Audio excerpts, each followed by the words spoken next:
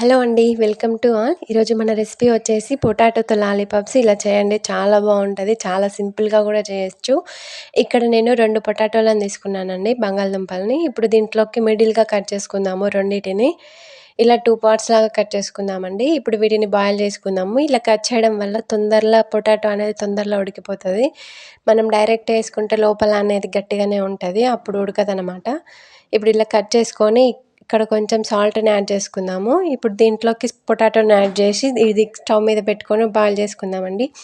ఇక్కడ నేను 4 బ్రెడ్స్ని తీసుకున్నాను. ఇప్పుడు వీటిని పీసెస్ లాగా చేసుకొని ఒక మిక్సీ జార్లోకి వేసుకుందాము. ఇది బ్రెడ్ పౌడర్ ప్రిపేర్ చేసుకుందామండి. ఇది మొత్తం మిక్సీ పట్టేసుకుందాము. ఇలా పౌడర్ వేసుకున్న దాన్ని ఒక ప్లేట్లోకి వేసుకుందాము. ఈలోపు మనం చూసారు కదా, ఇలా మొత్తాన్ని ఒక ప్లేట్లోకి వేసుకొని ఇప్పుడు బంగాళదుంప ఉడికినాయో లేదో చూసుకుందామండి. చూసారు కదా, ఇలా ఒక్కొక్క ఫోక్ స్పూన్ తోటి పెట్టి చూసామంటే బంగాళదుంప అనేది ఉడికిపోయింది. ఇప్పుడు స్టవ్ ఆఫ్ చేసుకొని వీటిని మొత్తం కొంచెం కూల్ అయిన తర్వాత వీటిని పొట్టు తీసుకొని ఒక బౌల్లోకి వేసుకుందాము. ఇలా చేసి ఇవ్వండి, పిల్లలైతే చాలా ఇష్టంగా తింటారు, చాలా బాగుంటాయి. ఇప్పుడు వీటిని ఒక ఫోక్ స్పూన్తో కానీ లేకపోతే మీ దగ్గర స్మాషర్ ఉంటే స్మాషర్తో అయినా వీటి మొత్తాన్ని ఇట్లా స్మాష్ చేసుకోండి. ఇలా మొత్తాన్ని ఇలా స్మాష్ చేసుకున్న తర్వాత ఇప్పుడు దీంట్లోకి కొంచెం కరివేపాకు యాడ్ చేస్తున్నాను. ఇలా కొంచెం కరివేపాకు, కొన్ని ఉల్లిగడ్డ ముక్కలను యాడ్ చేస్తున్నానండి, ఆనియను, కొంచెం దీంట్లోకి chilli flakes and 1 table spoon అల్లం వెల్లుల్లి పేస్ట్ యాడ్ చేస్తున్నాను. ముక్కలైనా యాడ్ చేసుకోవచ్చండి, వెల్లుల్లి ముక్కలు అల్లం ముక్కలైనా యాడ్ చేసుకోవచ్చు. ఇప్పుడు దీంట్లోకి కొంచెం ధనియా పౌడర్, కొంచెం మసాలాని కూడా యాడ్ చేసుకుందాము. కొంచెం స్పైసీగా ఉంటుంది ఇట్లా యాడ్ చేయడం వల్ల.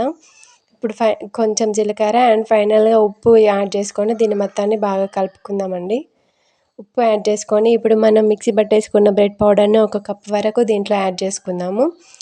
ఇలా యాడ్ చేసుకున్న తర్వాత ఇప్పుడు దీన్ని మొత్తాన్ని బాగా కలుపుకుందామండి. ఇలా బాల్స్ లాగా మొత్తంగా చేసుకొని ఇలా బాల్స్ లాగా పక్కకు పెట్టేసుకోవాలి. అన్నిటిని ఇలా బాల్స్ లాగా చేసుకొని పక్కకు పెట్టేసుకోవాలి.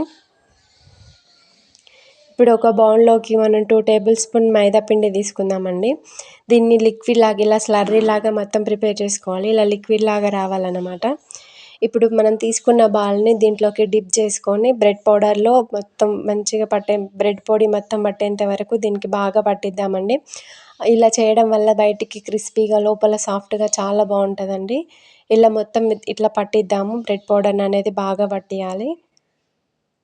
మన ఛానల్ని ఫస్ట్ టైం విజిట్ చేసినట్టయితే సబ్స్క్రైబ్ చేసుకోవడం మాత్రం మర్చిపోకండి. మన ఛానల్ని సబ్స్క్రైబ్ చేసుకోవడం వల్ల ఇంట్లో ఉండే వాటితో డిఫరెంట్ టైప్స్ ఆఫ్ రెసిపీస్ ఎలా ప్రిపేర్ చేసుకోవాలో చూసుకుందాము. ఇలా అన్నిటిని ఒక ప్లేట్లోకి తీసుకున్న తర్వాత స్టవ్ ఆన్ చేసుకొని ప్యాన్ పెట్టుకొని ఇప్పుడు దీంట్లోకి కొంచెం ఆయిల్ యాడ్ చేస్తున్నాను.